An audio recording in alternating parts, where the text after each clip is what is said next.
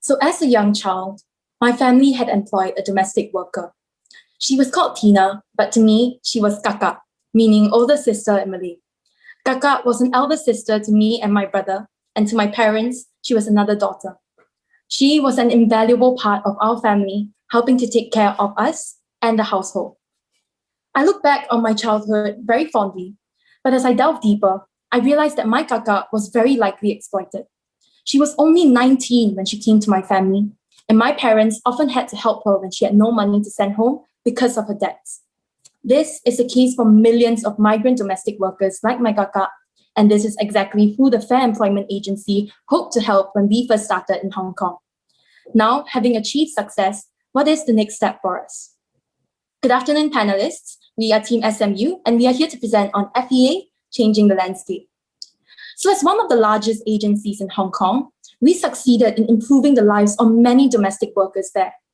But with a mission to impact even more people, what is next for the Fair Employment Agency? So we've analyzed the core challenges in FEA's next steps and identified three pertinent ones. Firstly, future growth. Secondly, pricing model. And finally, market understanding plus outreach. So to answer these three challenges, we synthesized our response into three strategies that we are so excited to share with you.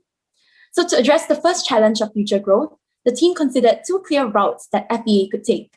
So firstly, having succeeded in the domestic worker industry, we could look into other industries in Hong Kong with cheap foreign labor. The second route is to double down on the domestic workers industry and move outside of Hong Kong. We assessed these options and realized that for the first option, different industries with foreign labor like construction and hospitality have very different recruitment and employment pathways and will require us to build up knowledge and networks beyond existing expertise, therefore making this very challenging to enter and reducing our ability to drive the greatest impact. So for the second option, although the FEA has transformed the landscape in Hong Kong only makes up 300,000 of the 11.5 million foreign domestic workers worldwide. And there are still millions who we can serve and help. Crucially, our existing expertise can be leveraged as a strength because the recruitment and placement pathways are similar across different countries, and it will be easier for us to enter, establish ourselves, and impact even more lives. So having established which plan we want to take, we now look at to decide specifically what we are going to do. So we looked at the journey of a foreign domestic worker in order to identify where we can and must step in. So a foreign domestic worker goes through a sending agency, flies to a destination, arrives at a receiving agency, and is sent to her employers. So for domestic workers, exploitation happens on both sides of the border. On the sending side, many agencies still charge domestic workers high amounts. And on the receiving side, they are also charged for accommodation and their placement. Therefore, in order for us to truly ensure that foreign domestic workers can be debt-free, we have to create change on both the sending and receiving side. Currently, FEA has entered both, helping to link up foreign domestic workers to employers in Hong Kong directly.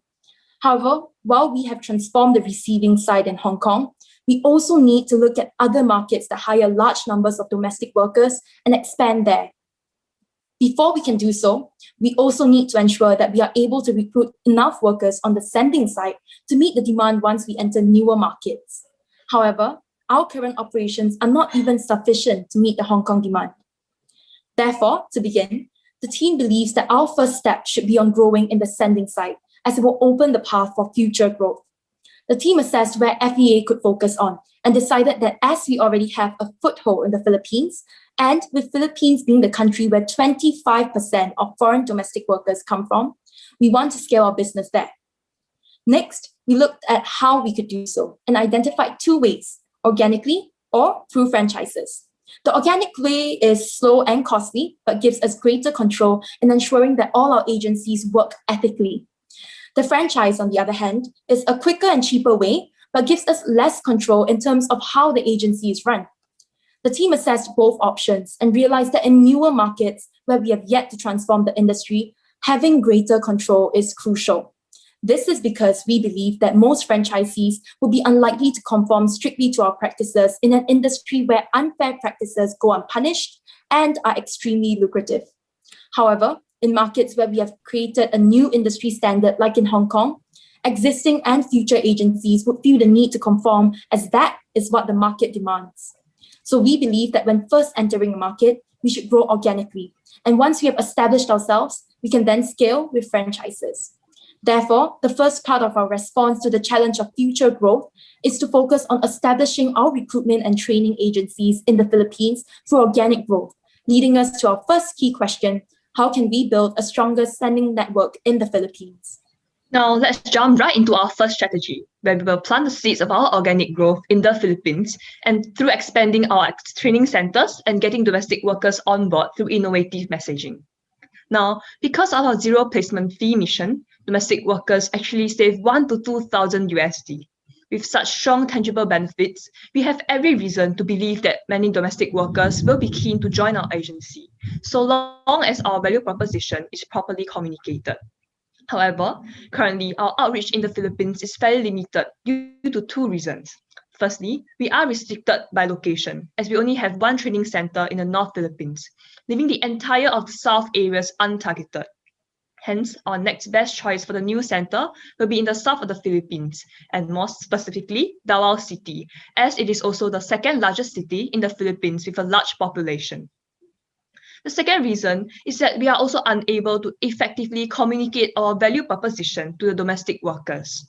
This is because conventionally, domestic workers' choice of agency is mostly based on peer referrals due to the commission system in place.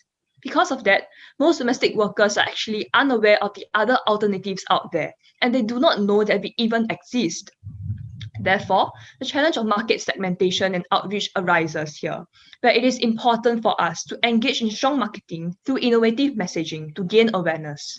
And once our cause is heard, we are confident that they will come to us. We look at domestic workers in the Philippines and realize that most of them are actually fresh high school graduates, as the law states that they can only work abroad after graduating from high school. Therefore, one innovative marketing channel will be setting up open booths in the high school with a team there to directly convey our value proposition. Considering the high prevalence of social media usage in the Philippines, we will also use social media marketing, which is novel because recruitment is traditionally done only through referrals.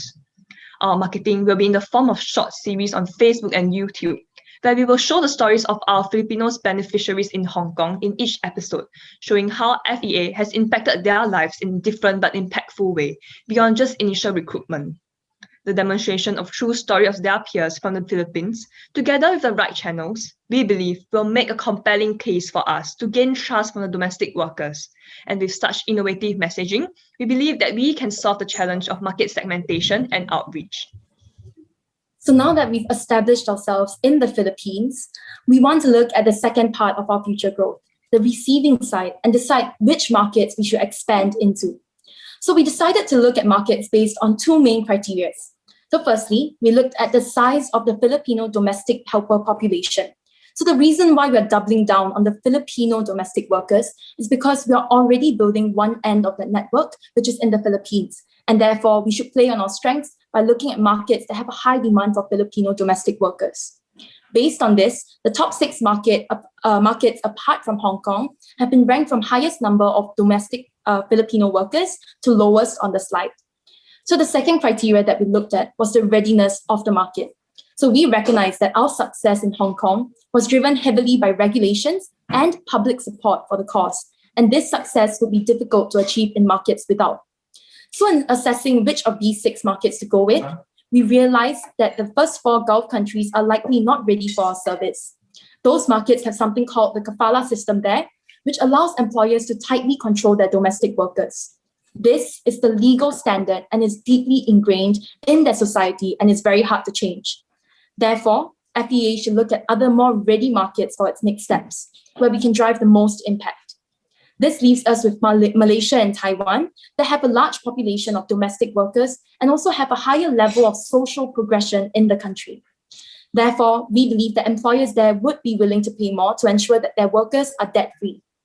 As Malaysia has a higher population of Filipino domestic workers, we are going to start there first, and this brings us to our next key question: how can FEA expand into Malaysia?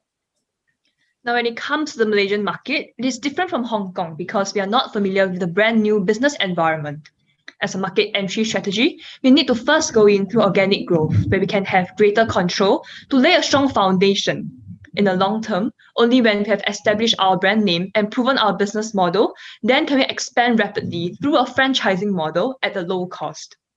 In entering this brand new market, we need to start by setting up a local team. They will obtain key information for our entry, like getting the domestic license and choosing the strategic locations to set up the agency and hiring employees. Following that, our second challenge, market segmentation and outreach, arises as we need a localized approach to properly communicate our value proposition to the employers of domestic workers in Malaysia. We analysed the market landscape in Malaysia and found that 1 in 20 domestic workers run away from their household. This is a severe pain point for the employers, as they will lose the hefty agency fees that they have already paid and lose an important helping hand suddenly. Upon further analysis, this boils down to the domestic workers being exploited by their agencies, prompting them to run away to seek better job opportunities elsewhere, even as illegal migrants. Recognizing this significant pain point in the market, FEA will position themselves as the solution to the issue. We will first raise awareness by educating the employers that domestic workers run away because of the treatment within the agencies and convince them that with fair employment practices, we can ensure the satisfaction of our domestic workers, with no runaway events will ever happen with us. Through this innovative messaging with a new angle, we believe that we can solve the second challenge of market segmentation and outreach and fuel our organic growth in Malaysia.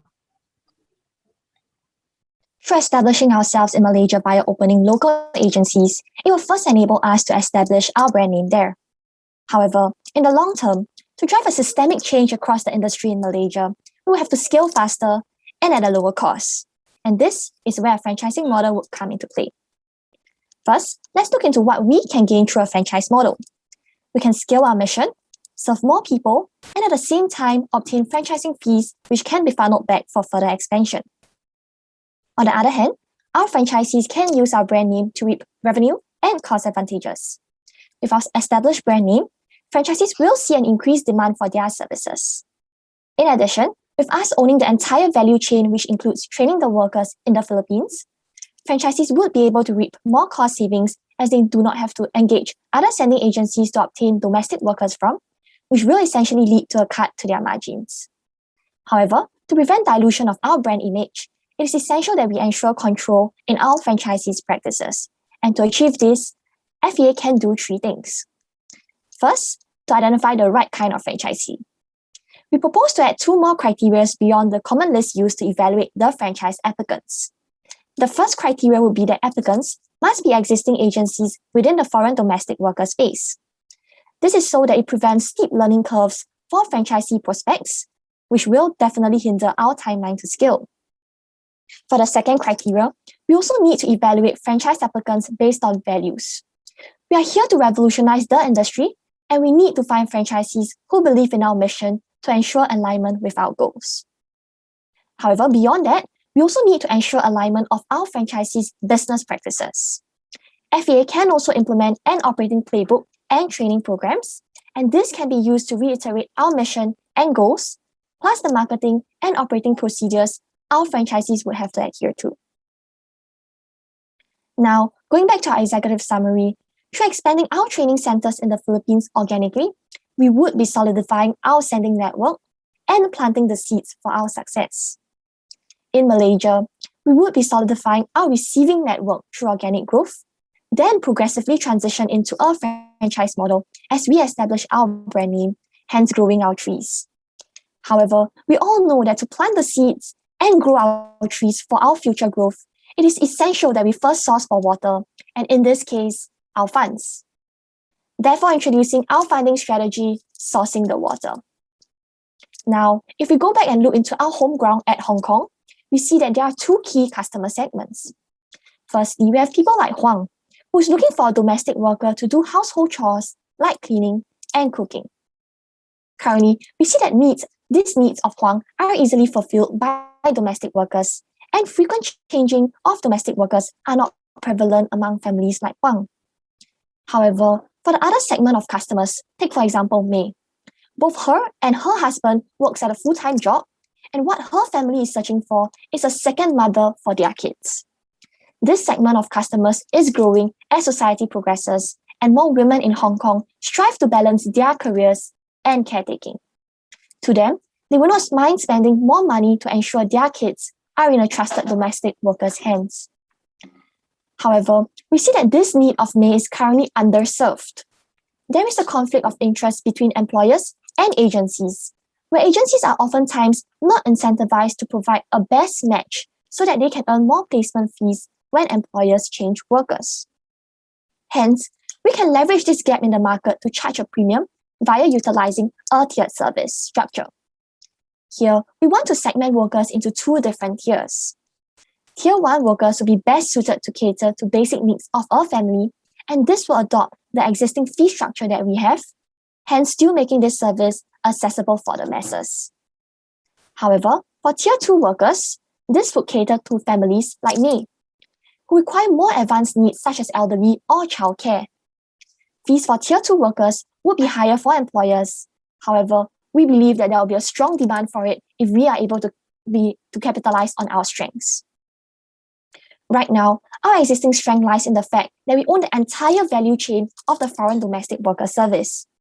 We have a training center in Philippines which we can leverage to train and evaluate our workers, as well as the receiving agency in Hong Kong, where we can connect with employers, identify their needs, and best match them to trained workers.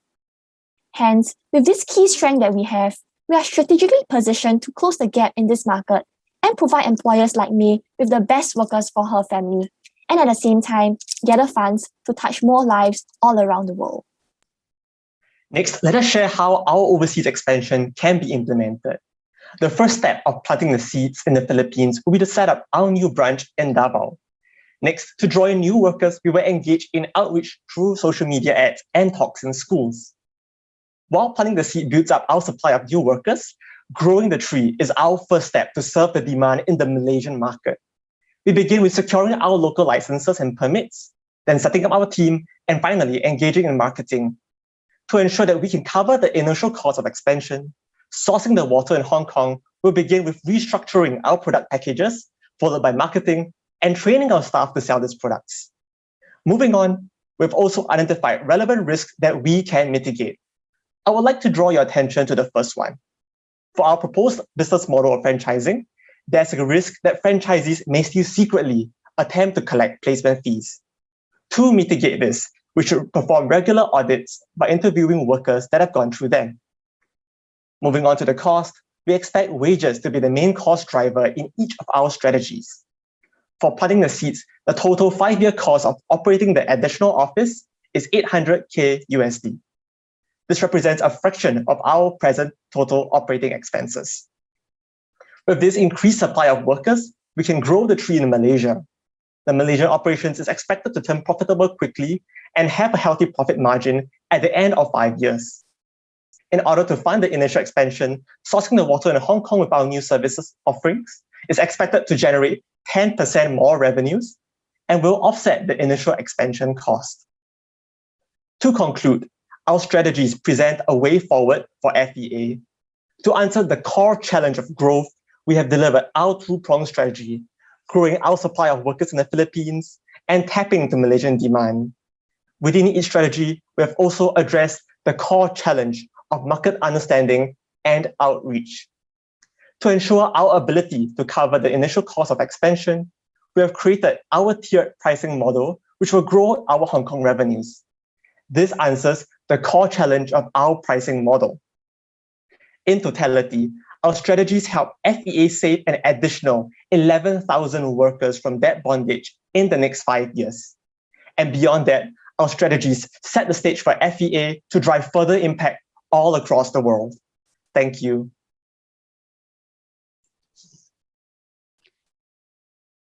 Thank you for your presentation.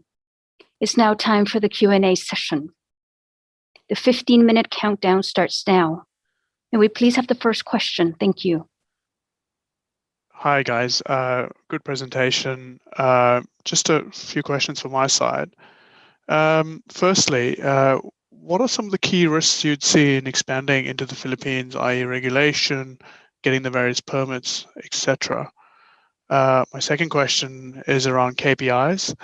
And I guess while you're implementing, you're targeting various different markets, and obviously on the other side, you're targeting Malaysia and Taiwan. What are some of the near-term KPIs that you would see that would be relevant to achieving your very ambitious forecast, I guess, that you're presenting?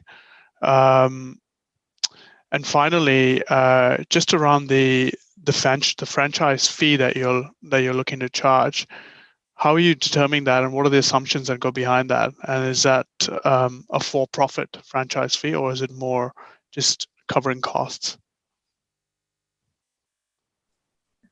Hi, thank you for your question. So let me take these questions. So first, we want to take a look at what is our KPI, right? So I think for our KPI, when we look at the KPIs we want to hit, let's take a look at the Malaysian market where we're expanding into. I think an ideal KPI to hit at the end of 5 years would be 1,000 workers a year, and this is more or less in line with what we have in Hong Kong. So in Hong Kong, we've been in Hong Kong for 6 years, and now we're currently around 1,500 workers. So I think a target of 1,000 across 5 years in Malaysia would be a reasonable KPI, and this is something that offers us a valuable base to work with. And I think, let me take the second question as well, which is on the risk in the Philippines. So currently, we actually already have a training center and a recruiting agency in Philippines. So we've already met all the regulatory requirements. Setting up this new center in Davao would mean that we'll have already had the requirements there, and it's just building a new center. Finally, on the structure of our franchise, if I could get my teammate to move to the last slide. So this would show how we will structure this. So in terms of what the franchise fee will be, we will take a percentage cut, right? So first, we expect the profit margins to be around 12%. This is in line with what we generally see in the industry. Franchise fee, roughly, we are charging actually below the standard 6% to 8% franchise fee we see in other industries. I think the reason for this is really because we're not a for-profit organization. Rather, this is a franchise fee for us to cover our costs and to provide some money for us to continue to grow and expand. Great, thanks. Could I just go back to your chart where you were estimating the cost, and then it's mentioning that you only expect to make profit at the end of year 5? Is that right? Is that what the middle chart is saying?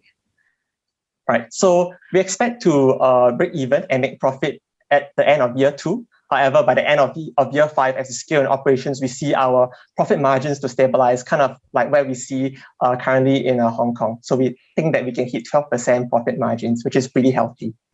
How do you see you taking the business for the first 2 years? Sorry, could you repeat your question? So break even is going to estimate in year 2, and then you're going to be making a 12% margin thereafter. So I would just like to understand what plans or what strategy you have in place for the first 2 years when you anticipate to be making losses. Sure. If I could go to the implementation timeline, please. So in the first year, we actually see it's more of a setup process, right? So we haven't actually started our operations there yet. It's more of looking for a new place, getting the licenses, etc. And when we start our operations, we expect to relatively quickly be able to cover our costs. So I think once our operations have stabilized from year 3 onwards, we think that we'll be making a fairly healthy profit margin. And as we reach our regular scale, as we see in Hong Kong per office, we think that we can hit 10 to 12%.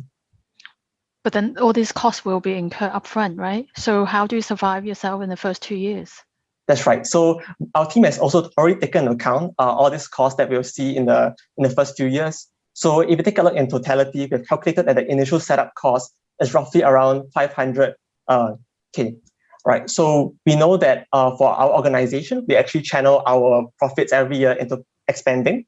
So 350K of this 500K would be covered by our existing profits if we channel it there. For the remaining 150K that we have to cover, our final strategy, sourcing the water in Hong Kong, where we move into the tiered system, we expect to grow our profits by 80K, right, from the increased margins, another 70K from the additional customers drawn in. So altogether, we will have 500K, which can cover the initial setup cost of 500K as well in the first 2 years. It does sound to me you're relying on a lot of the take up in order for the business to break even. Hence, you're relying on your profit to get you there in the first 2 years. And then could there be some other options you would consider in case there may be some downside risk, or have you gauged the level of profit at the moment is sufficient to cover your first 2 years operation?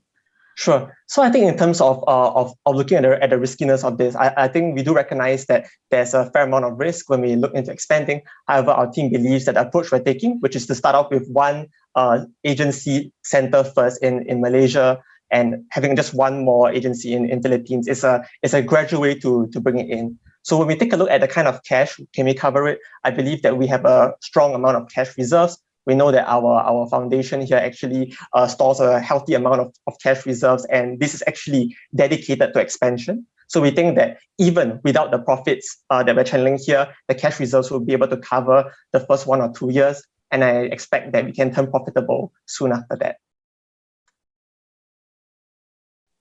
Okay. Thank you. Okay. So very different question. So you talked about 3 things, right? So one is organic growth, which is in Hong Kong, doing much more in Philippines, and your franchising model, I'm assuming, is for Hong Kong and Malaysia, as you have not talked about the franchising model yet, but that was your second part.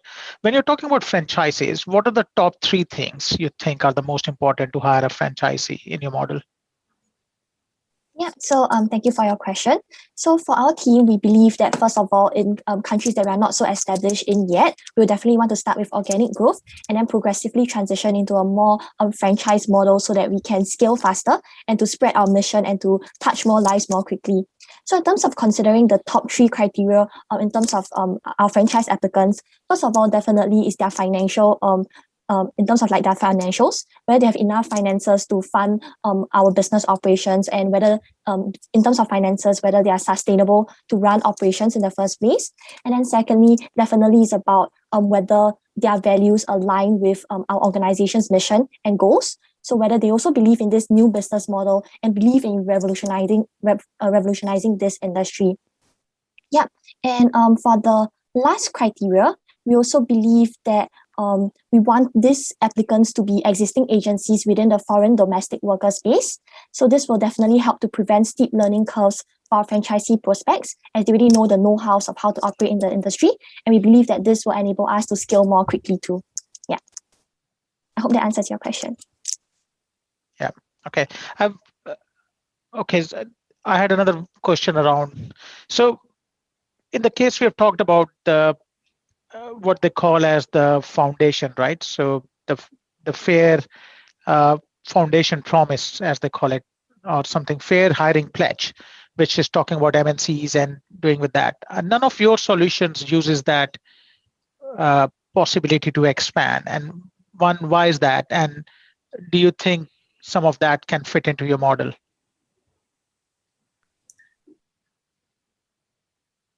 So thank you for your question. So the reason why we didn't touch on it in our strategies is because we believe that currently, if we look at other markets outside of Hong Kong, there are already agencies taking up these pledges. However, these numbers are still very small and there's not many agencies doing this. And we believe that in order for us to really drive change and encourage that uptake, we also need to go into certain markets where the industry is very well established and unfair practices are the norm, and really set that change and create that change from the start. And only then can we see that more people will take up the pledge and they'll end up changing their model as well.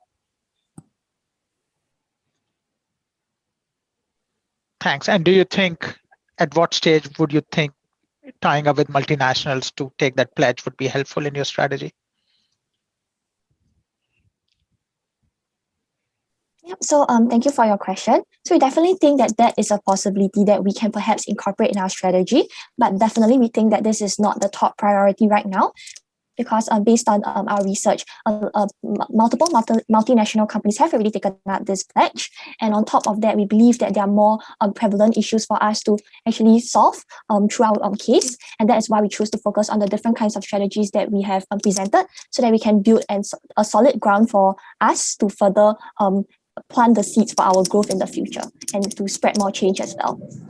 So I think to address the part about when we see that we'll be able to get them to take this pledge, we envision that it will be when we are more established, so around year 3, because we recognize that even if companies make their employees take this pledge and they pledge to basically to hire their domestic workers ethically, it doesn't mean that those agencies that are ethical exist for them to actually go to. And therefore, we need to be established first and ensure that the structures are in place so that when the perception is changed and employers are actually looking for that, it's available for them.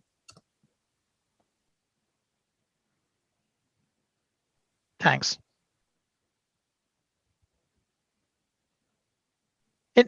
In terms of financial, do you have a year-on-year breakup, or you've just tried to keep it more at a 5-year vision right now? So in terms of financial, what we've presented is more or less just on the cost perspective. We do have a breakdown, but the breakdown is not in the slides itself. In order to come up with these numbers, we have done it externally on an Excel sheet, which I do not have on hand. But what I can tell you is that we expect to break even from the end of the 2nd year onwards, and then grow profitable in our forays. And given this is a very real case study, how does the current environment of COVID impact your plans of break even? Yeah, so I think that so COVID, definitely one of the things that we see it's happening is that it's actually preventing foreign domestic workers from actually traveling around. So we think that actually there's a slight slump in demand over here. But I think what we do recognize is that within countries itself, right, there is a very strong internal transfer demand because they cannot get externally. So I think that this is something that we can play to ensure that even when it's an internal transfer, our agency is one which basically does not exploit the workers and pushes for other agencies to also follow suit.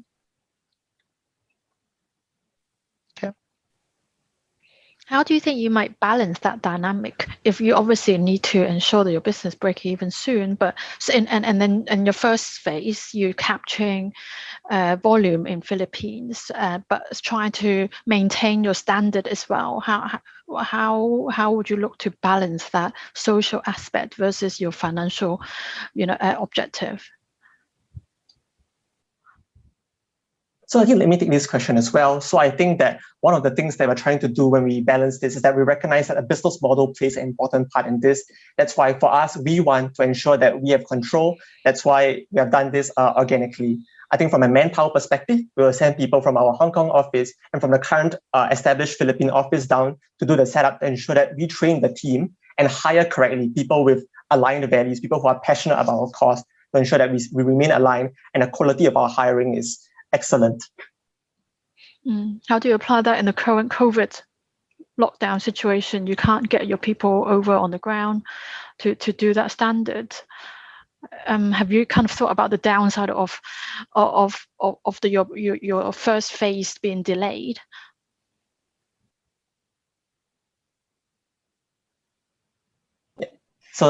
So thank you for your question. If you move to the implementation timeline, yes, we recognize that COVID might actually delay this. So if we take a look at like the Malaysia entry, we've actually delayed it to the year 2022. And in the interim, we think that we can do very useful things like getting the local licenses, understanding the market better, refining our marketing message.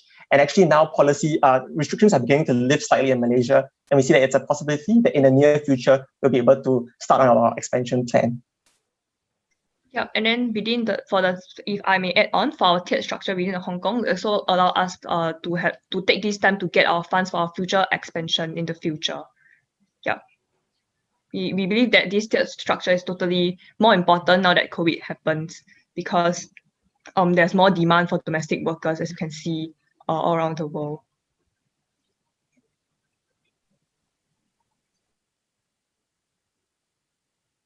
Okay.